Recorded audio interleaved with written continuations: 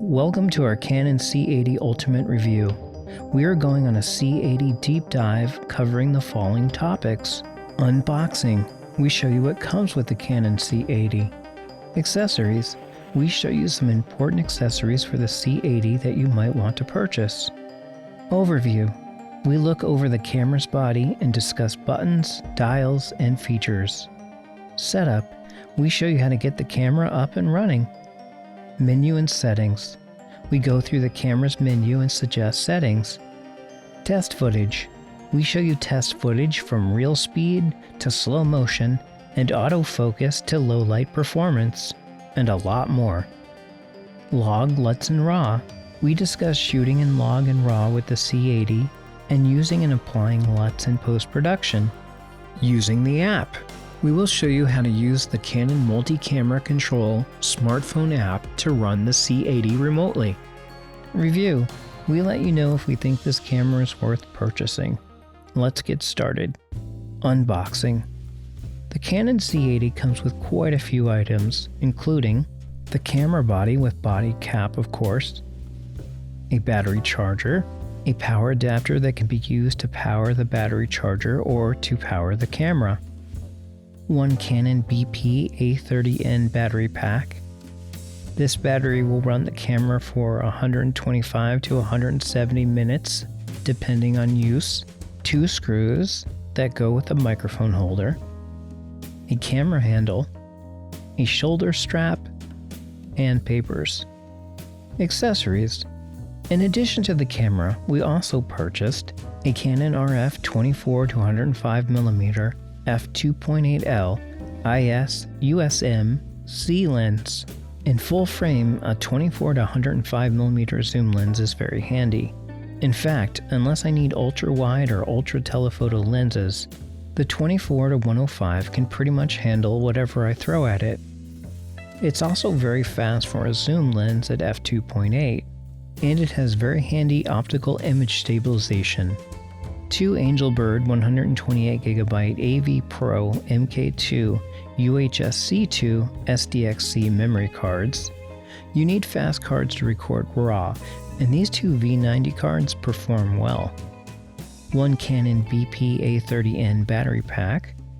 I purchased this second battery so that I could get through a normal shooting day. A pro-grade digital dual-slot UHS C2 SDXC USB 3.2 Gen 2 Type-C card reader. This card reader allows me to transfer my media to my computer pretty quickly. I like that it can hold 2 cards at a time. A pair of mini XLR male to XLR female audio cables for connecting normal XLR audio cables to the camera, and an Asden Mini XLR short shotgun microphone for getting decent camera audio. Overview. Let's take a close look at the camera body. The front of the camera features an RF lens mount and a 6K full-frame back-illuminated CMOS sensor. The camera has triple ISO bases of 800, 3200, and 12800 for shooting clean video, even in low light. It also has 16 stops of dynamic range according to Canon. There's a mono microphone, a tally lamp to show when you're recording, 3 assignable user buttons. Here we see buttons 11 and 12. Although changeable, 12 is labeled autofocus lock. Here's button number 10 next to the record button. You'll also notice a card compartment that holds 2 media cards and a timecode terminal. There's a grip belt on the side of the camera and a tripod screw hole for mounting the camera for vertical shooting. On the back of the camera, you'll see a joystick for navigating menus and settings, 3 more assignable user buttons. Number 7 and 8 are at the top. 7 is labeled Push Auto Iris and 8 is Magnify to help focus. Then we have the rear control wheel for moving between options. Below that is assignable button number 9, labeled Function. For example, we can press the Function button, and then we move the rear control dial to go between white balance, ISO, and shutter. Then adjust the front control dial to change values. It's easy to do. Next, we have the menu button to bring up the menu. Below that is the select dial. You dial this with your finger to change values. In the middle of the dial is the set button to confirm a setting. Below that is a cancel button if you don't want to change a setting and just want to go back in the menu. You'll notice the DC end terminal for powering your camera with the included power supply. You can see that there is an Ethernet terminal. You'll also notice the battery release button for releasing batteries when they are depleted. There's a nice LCD monitor that can be moved around. It feels quite sturdy and locks into place when closed. Under the monitor in the stowed position are some audio controls. We have two inputs. Each input can be set to line, mic, or mic plus phantom power. You can also set each input to auto or manual. When in manual, set your audio levels using the level dials. There's also another assignable button, number 13, that will show you your audio status on your monitor when you push it in. Now let's check out the top of the camera. You'll see it has an accessory mount, a speaker for playing back shot media on your camera, a multifunction shoe that you can hook up devices to, like this Tascam XLR microphone adapter, a tape measure hook for manually measuring focus distances. This is the camera's focal plane mark. There's also a power switch that you can set to off, camera on, or lock.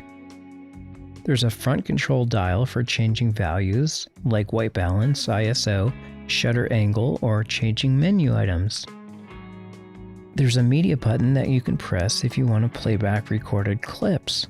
There's a slot select button for selecting which card you want to record to, A or B. On the bottom of the camera, you'll see 4 screw holes for mounting to a tripod or other support gear. On the other side of the camera, you'll see a very nice and sturdy SDI terminal for connecting to a monitor, and 2 mini XLR audio terminals. On the left, you'll see ND filter buttons for adding or taking away neutral density for controlling the light entering the camera. Way more convenient than ND filters that go on the front of lenses, in my opinion. There's also a mic input, a USB terminal, and a terminal for headphones. There are 2 more assignable buttons, numbered 1 and 2, which are set by default to white balance and white balance adjustment. Then we have a remote terminal and a HDMI monitor terminal. We see 4 more assignable buttons. 3 is set to peaking to help with focusing. 4 is for turning on a waveform monitor for exposure. Number 5 is for changing the display info on your LCD screen. And 6 is for turning zebra on and off, which is also a handy exposure tool. Setup. Setting up the C80 is easy. You may want to build yours differently, but I first screwed on the handle to the top of the camera. Next, I attached my microphone to the top of the handle, and then plugged the mini XLR cable into the side of the camera. Then, after charging my battery on the charger, I inserted it into the back of the camera. Then I inserted my 2 media cards. I removed the body cap and attached my zoom lens to the front of the camera. Now I am ready to shoot. Another build that I like to use is attaching an SDI monitor. In this case, I attach my microphone using the supplied microphone holder that simply screws into the side of the handle. Menu and settings. Let's go through the menu and talk about some settings that I like to use. You may use different settings depending on your use. First, turn on the camera with the power button. Let's take a look at the main screen. We can see a lot of info here. Don't worry, I won't go over everything, but I'll point out things that I think are important. In the upper left-hand corner, we see that we have 2 media cards inserted, and that we are ready to record on card A. We also see that in our current XF AVC setting, we have 68 minutes of record time on each card. Below that, we can see that our zoom lens is currently at 46mm in manual focus mode. We also see that we are shooting in C-Log 2. Our white balance is set to daylight. Our lens is set to f2.8. Our base ISO is set to 800. Our ISO is set to 800 as well. We are in 180 degree shutter mode. We can see our audio meter. We are shooting 4K, 4096 by 2160, YCC 422, 10-bit video. We are being powered by DCN, not battery. Our time code is in the upper right corner. We are shooting 23.98 frames per second, and we are currently in standby, meaning we are not recording. That's a lot of helpful info on one home screen. To open the menu on the screen, simply press the menu button on the back of the camera. To navigate around the menu and change settings, I'll use the joystick, the select dial, the set button, and the cancel button when necessary. The first menu is camera setup, and it has 8 pages. I like to set my iris increment to 1/3 stop. It's easier to fine tune in that mode than it is at half stop. I'll make sure I turn extended ND range on. For shutter mode, I like to set this to angle and use 180 degrees most of the time, which just takes your frames per second and doubles it for the shutter speed. This produces a natural looking motion blur. As far as base ISO, I use 800 most of the time for shooting a very clean image and getting the most dynamic range at the same time. If you are shooting in low light, change the base ISO to 3200. If you are shooting in very low light, change it to 12,800. By the way, just because you change your base ISO, you still need to change the ISO setting to your desired ISO. We want to make sure that continuous autofocus is set to enable. We are shooting moving images. We want the camera to continue to autofocus as our subject moves. I like to set track after focus to on, tracking frame. You can also change your autofocus speed, just pointing that out. Under subject to detect, you can set it to people, animals, or none. Very handy. Subject detect autofocus can be set to detect priority or detect only. ABB is for doing an auto black balance. You should do this when you use the camera for the first time, sudden changes in temperature, or after changing sensor mode according to what I've read. Let's do it. I'll put my lens cap on, then press OK. Then press OK when done.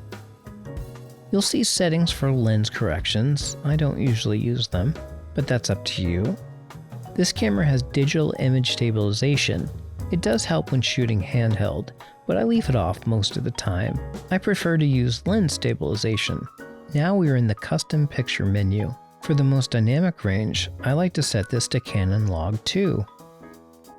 Next we have the recording media setup menu page. Here's where we can format the memory cards by selecting initialize media. Let's do this for both cards.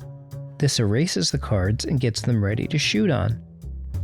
Next we have sensor mode. We can use full frame, which I use most of the time. It uses your entire full frame lens. We also have Super 35mm cropped. This is good for using Super 35 lenses or when you want a full frame lens to be more telephoto. But the biggest reason you'd change this to Super 35 is for when you want to shoot 60 frames per second 6K RAW video. This camera can only shoot up to 29.97 frames per second in RAW when it's set to full frame.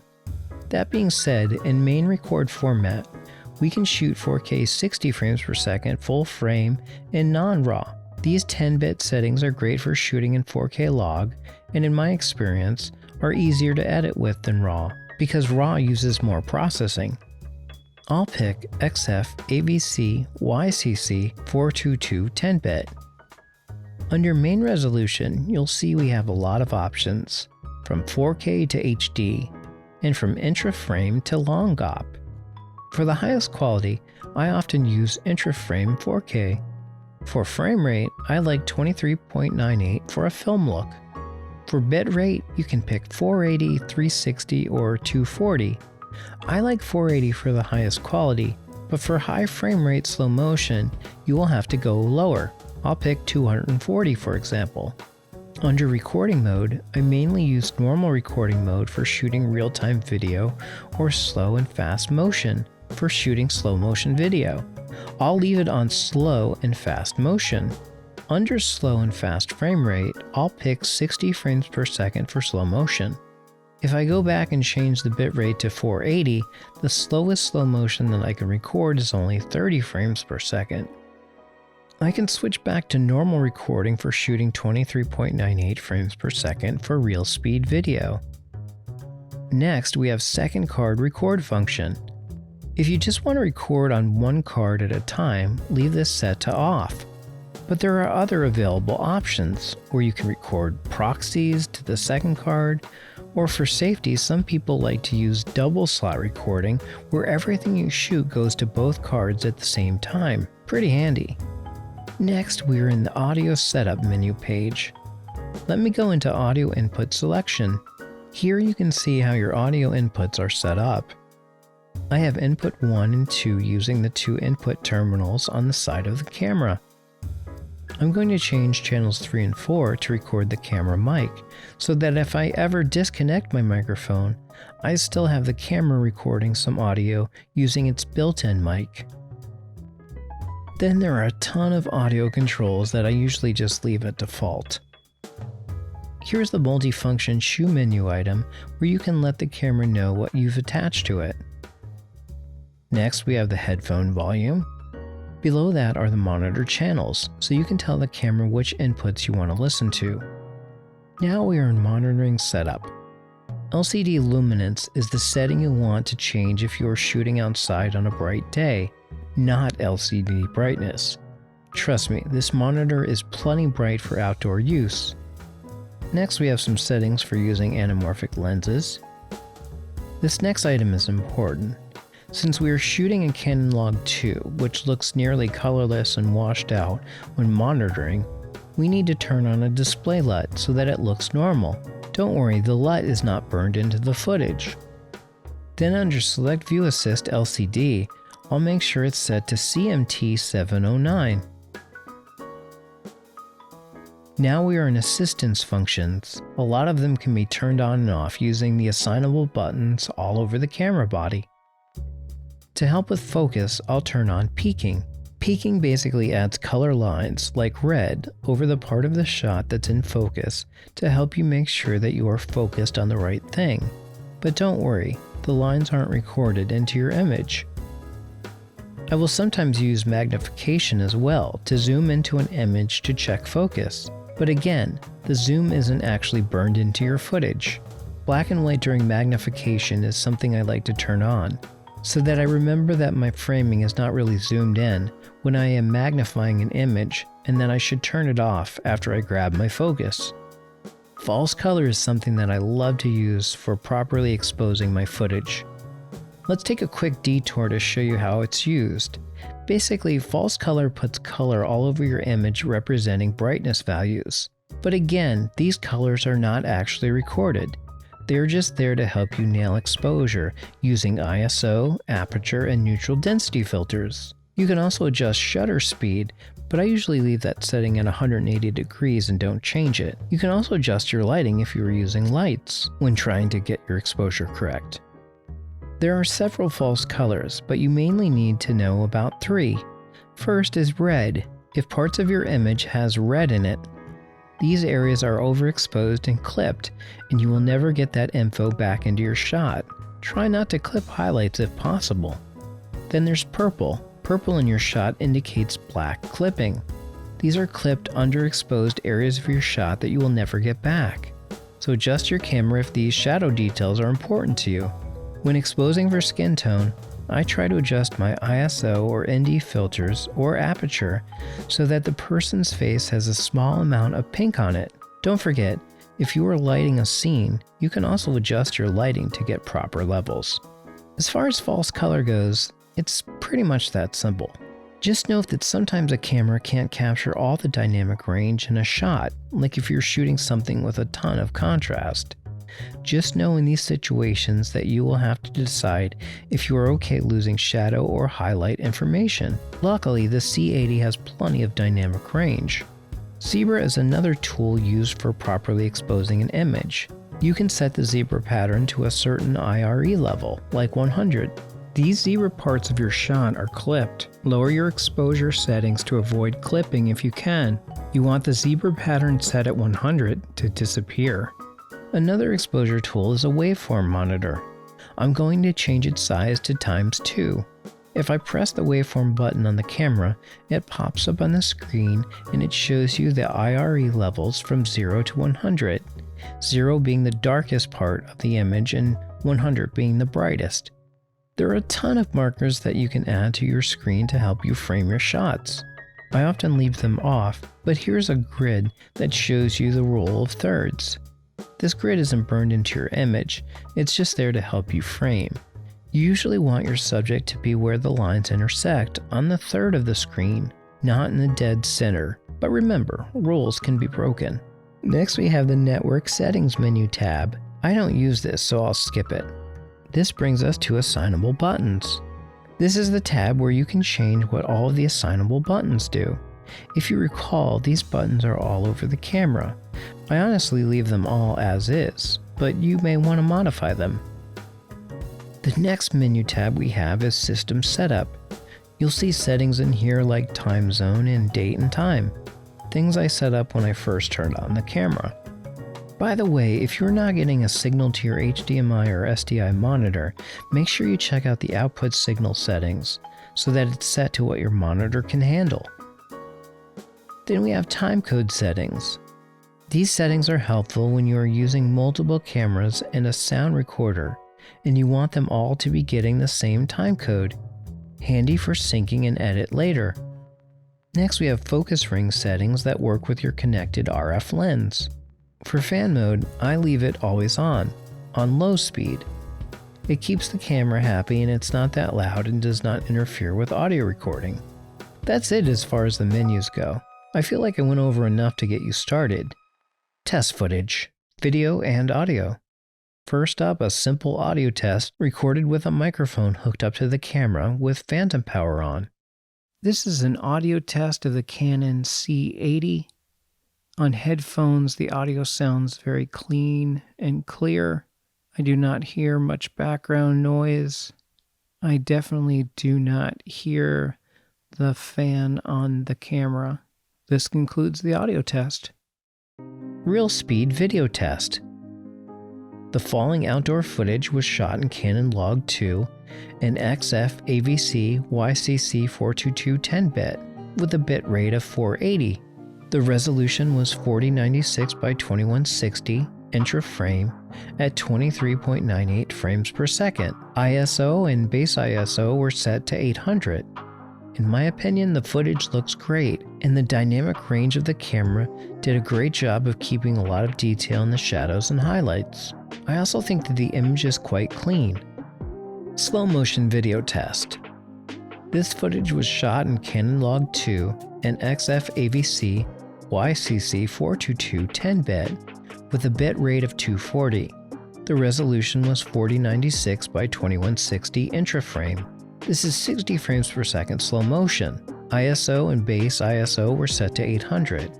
To my eye, even at the lower bit rate, the slow motion footage still looks great, even on fast moving water.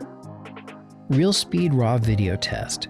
Next, let's test out some footage shot in Canon Cinema Raw Lite, shot in 6K 6000 by 3164. Just so we can look at some very detailed shots, I switched to my trusty old Sigma 105mm f2.8 EX DG OS HSM macro lens.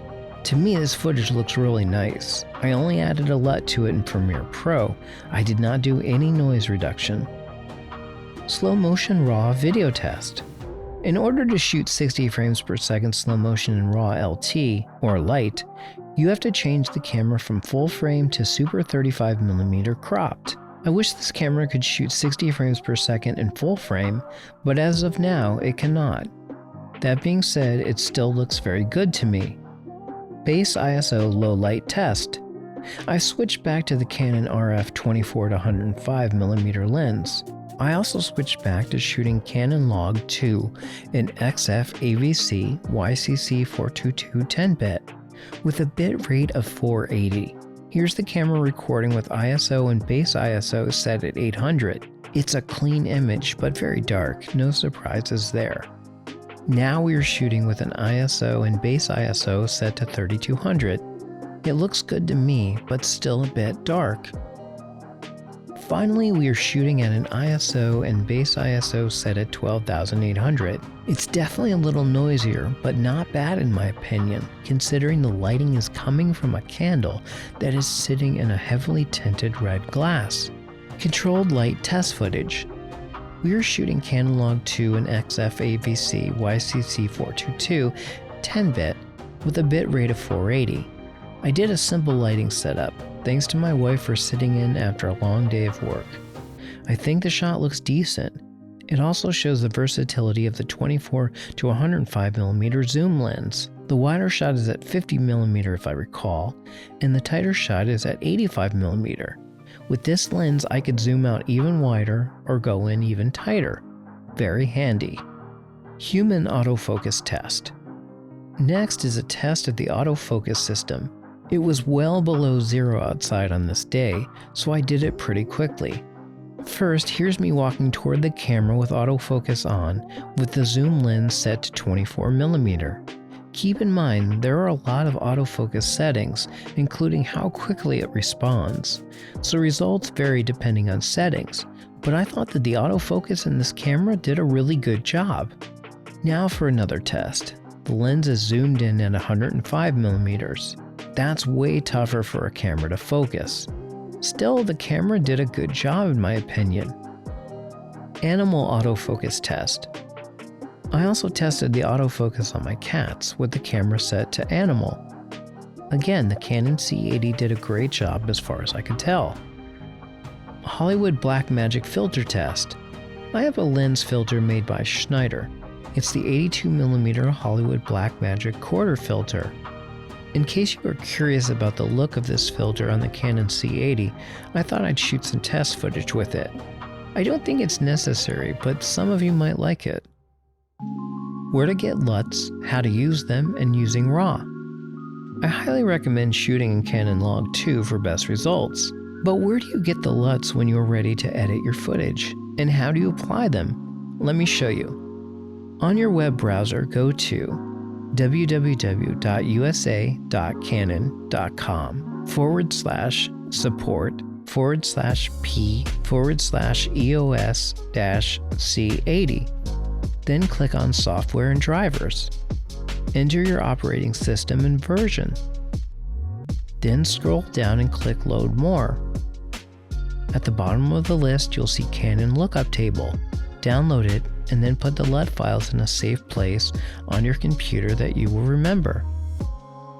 I use Premiere Pro, but I imagine adding LUTs to your footage will be done in a similar way using other editing apps. I'll just go into color mode, and then under Basic Correction, Input LUT, I'll change it from None to a Canon LUT by navigating to it by clicking Browse.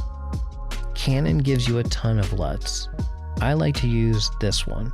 Cinema Gamut Canon Log 2 to BT709 YDR65FF version 2.0.cube. The log image now looks great, and you could do further color correction if you want to. RAW controls. I also wanted to point out that if you shoot RAW, you can access the RAW controls in Premiere Pro by clicking on your clip in the timeline, and then in the Effects tab, click on Source. You can adjust things like color temperature, tint, exposure, color space, and gamma. Pretty powerful. Using the app. Now let me show you how to use an app to control the Canon C80 using your smartphone. First, on the camera menu, go to your Network Settings tab and change Network Disable to Enable. Then go down to New Connection Setting Wizard, enter it. Then scroll down to XC Protocol, then enter that. Then hit OK. Select and enter Create New Communication Setting. Then pick Wi-Fi. Both your camera and smartphone need to be using the same Wi-Fi connection. Then find your Wi-Fi network and select it. Then enter your Wi-Fi password, then click OK. Next, click Automatic Setting. Then under TCP Settings, choose Disable. Then click OK. Then click Create New Function Setting. Then No Authentication General User. Next, click OK. Next, save it to an unspecified destination. I'll just do it to Set 1. And then click OK. Now we have to go to our smartphone. In your App Store, search Canon Multi-Camera Control. I already downloaded it. It was free, which is great, so I'll tap Open. Now we have to tap Register a Camera. It should find your camera. I'll tap C80. Then I get out of the screen by tapping the back arrow. This brings us to a camera control screen. Here I can see a lot of camera details from remaining media to timecode, just to name a few. If I click the Record Red button, I can start recording my camera remotely. The bottom of the screen has a ton of useful controls, including changing your iris, focusing, white balance, and a lot more. If I select the next tab, you can see the C80 as a small box. And what's cool is that you can control other Canon cameras at the same time by adding them to the app. The app does more, but that should be enough to get you started. Review. I've owned Sony, Panasonic, and Blackmagic cinema cameras. Although I've owned Canon cameras for photography, this is my first Canon cinema camera. I must say I really like the Canon C80. It produces a very nice detailed image with great dynamic range.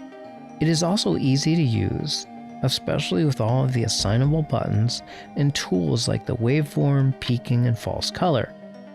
It has reliable autofocus and performs well in low light with its triple base ISO.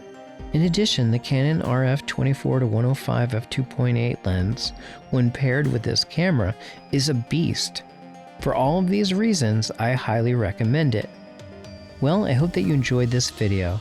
Please like and subscribe.